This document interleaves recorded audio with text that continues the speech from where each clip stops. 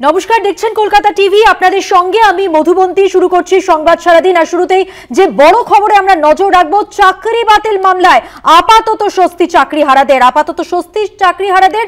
শিক্ষকদের নবম, দশম, একাদশ, দ্বাদশ শিক্ষকদের চাকরি বহাল রইল। 31শে মের মধ্যে নতুন নিয়োগের বিজ্ঞপ্তি জারি পর্ষদের। বিজ্ঞপ্তি জারি করলো সুপ্রিম কোর্ট। 31শে ডিসেম্বরের মধ্যে প্রক্রিয়া শেষ করতে হবে। গ্রুপ সি, গ্রুপ ডির ক্ষেত্রে কিন্তু কোনো রকম আবেদন গৃহীত নয়। জানি রাখি, 31শে ডিসেম্বর পর্যন্ত সময়সীমা বাড়ানো হয়েছে, অর্থাৎ কাজ করার সময় দেওয়া হলো। শীর্ষ আদালতের পক্ষ থেকে নতুন নিয়োগের ক্ষেত্রে বাড়লো সময়সীমা। নির্দিষ্ট করে শনাক্ত না হওয়া শিক্ষকদের কাজ করার সুযোগ দেওয়া হলো। সুপ্রিম কোর্ট এই সুযোগ দিলেও নির্দিষ্ট করে শনাক্ত না হওয়া শিক্ষকদের কাজ করার, অশিক্ষক কর্মচারীদের ক্ষেত্রে কিন্তু স্বস্তি মিলল না। আরো একবার জানিয়ে রাখবো, এই মুহূর্তের বড় খবরে আমরা নজর রেখেছি। সুপ্রিম কোর্টের সাময়িক স্বস্তি চাকরিহারাদের। 31শে ডিসেম্বর পর্যন্ত বাড়লো সময়সীমা, কাজ করার সময় বাড়ালো সুপ্রিম কোর্ট এবং নতুন নিয়োগের ক্ষেত্রে বাড়লো সময়সীমা। অশিক্ষক কর্মচারীরা কিন্তু স্বস্তি পেলেন না। আপাতত তাহলে স্কুলে ফিরছেন যোগ্যরা, অর্থাৎ যারা নির্দিষ্ট করে শনাক্ত নন সেই সমস্ত শিক্ষকরা কিন্তু কাজে ফিরতে চলেছেন। 26,000 চাকরি বাতিল মামলায় সুপ্রিম কোর্টে নতুন করে আবেদন করেছিল মধ্যশিক্ষা পর্ষদ। আর্জি ছিল যারা শেষ পর্যন্ত শনাক্ত হননি আপাতত তাদের জন্য চাকরি বহাল থাক, আর সেই আবেদনেই সাড়া দিয়েছে আদালত। তবে শিক্ষকেরা স্কুলে যেতে পারলেও গ্রুপ সি এবং গ্রুপ ডি কর্মী যারা, তারা কিন্তু যেতে পারবেন না, অর্থাৎ তাদের ক্ষেত্রে কিন্তু যে আগের নির্দেশ, সে আগের নির্দেশই বহাল থাকছে। আরো একবার বিস্তারিতভাবে জানাবো এই মুহূর্তের সব থেকে বড় খবর। 26,000 চাকরি বাতিল মামলায় সুপ্রিম কোর্টে নতুন করে যে আবেদন করেছিল মধ্যশিক্ষা পর্ষদ, যে আর্জি ছিল যেখানে যারা অযোগ্য বলে শনাক্ত হয়নি এখনো পর্যন্ত, তাদেরকে চাকরি করার সুযোগ দেওয়া হোক, আপাতত তাদের জন্য চাকরি বহাল রাখলো শীর্ষ আদালত এবং সেই আবেদনে সাড়া দেওয়া হয়েছে। তবে শিক্ষকরা স্কুলে যেতে পারলেও অশিক্ষক কর্মচারী যারা, অর্থাৎ গ্রুপ সি এবং গ্রুপ ডি কর্মী যারা, তাদের ক্ষেত্রে কিন্তু এই আগের যে নির্দেশ ছিল সেই নির্দেশ কিন্তু বহাল রইল। পর্ষদের আর্জিতে সাড়া দিল সুপ্রিম কোর্ট।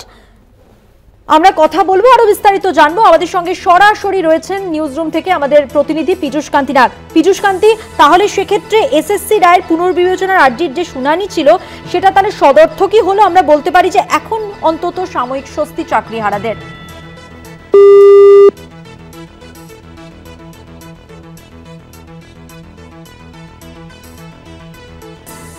যোগাযোগ বিচ্ছিন্ন। আমরা কথা বলবো আমাদের প্রতিনিধি পীযূষ কান্তি নাগের সঙ্গে, কিন্তু তার আগে আপনাদের জানিয়ে রাখি এই মুহূর্তের বড় খবর, পর্ষদের আর্জিতে সাড়া সুপ্রিম কোর্টের।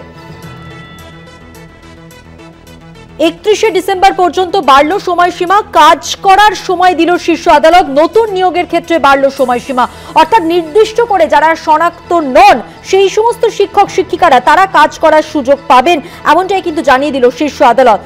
অশিক্ষক কর্মচারী যারা, তাদের কিন্তু আগের যে নির্দেশ ছিল সেই নির্দেশই তাদের ক্ষেত্রে বহাল রইল। ফোন লাইনে রয়েছেন আমাদের সঙ্গে আমাদের প্রতিনিধি পীযূষ কান্তি নাগ। পীযূষ দা, কি জানা যাচ্ছে বিস্তারিত জানবো। দেখো, সুপ্রিম কোর্টের নির্দেশে যারা চাকরিহারা শিক্ষক তাদের কিন্তু সাময়িক স্বস্তি, অর্থাৎ চাকরিহারা শিক্ষকদের একটি অংশ তারা আগামী 31শে ডিসেম্বর পর্যন্ত তারা এই চাকরিতে বহাল থাকবেন। সুপ্রিম কোর্ট যে 25,753 জনের নির্দেশ, প্যানেল বাতিলের নির্দেশ জারি করেছিল, সেই নির্দেশের প্রেক্ষিতে যে পুনর্বিবেচনার আবেদন যে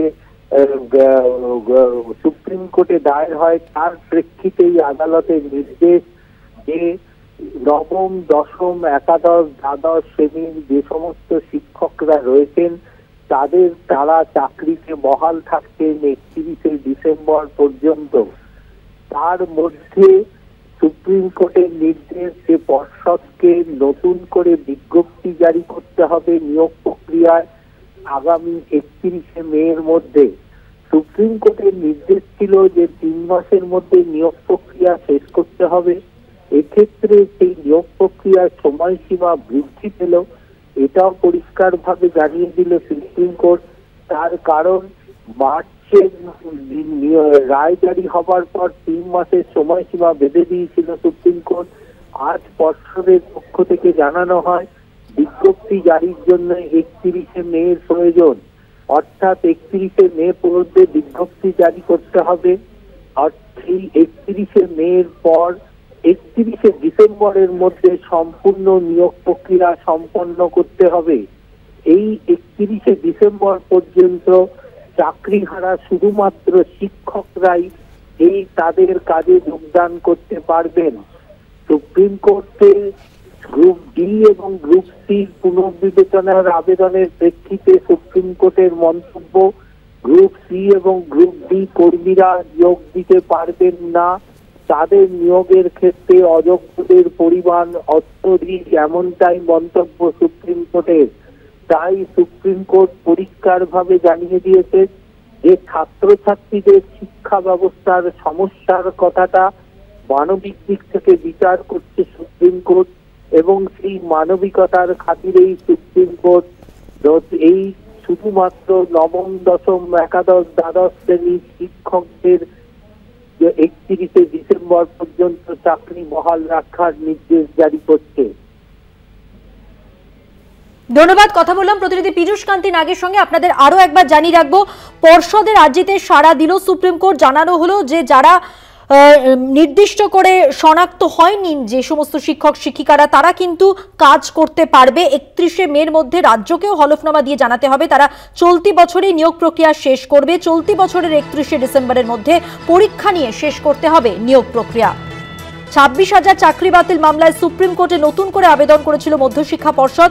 রাজ্যের শিক্ষা ব্যবস্থার কথা মাথায় রেখে তাদের আর্জি ছিল যারা অযোগ্য হিসেবে চিহ্নিত নন আপাতত তাদের চাকরি বহাল থাক। আজ সেই আর্জিতেই পর্ষদের পক্ষে রায় দিয়েছে সুপ্রিম কোর্ট। প্রধান বিচারপতির বেঞ্চ জানিয়ে দিয়েছে অযোগ্য নন এমন শিক্ষকরা স্কুলে যেতে পারবেন। নবম, দশম, একাদশ, দ্বাদশ শ্রেণীর শিক্ষকদের স্কুলে যাওয়ার অনুমতি দেওয়া হয়েছে। তবে আগামী 31শে মের মধ্যে রাজ্য এবং স্কুল সার্ভিস কমিশনকে নতুন নিয়োগ প্রক্রিয়া শুরুর বিজ্ঞপ্তি দিতে হবে। এই মর্মে 31শে মের মধ্যে আদালতে হলফনামা দিয়ে তা জানাতে হবে। শুধু তাই নয়, শীর্ষ আদালতের আরও নির্দেশ, বর্ষ শেষের আগেই অর্থাৎ বছর শেষ হওয়ার আগেই পরীক্ষা নিয়ে শেষ করতে হবে নিয়োগ প্রক্রিয়া। তবে এই নির্দেশ গ্রুপ সি এবং গ্রুপ ডি কর্মীদের জন্য প্রযোজ্য নয়, তাদের ক্ষেত্রে পূর্ব নির্দেশই বহাল থাকছে।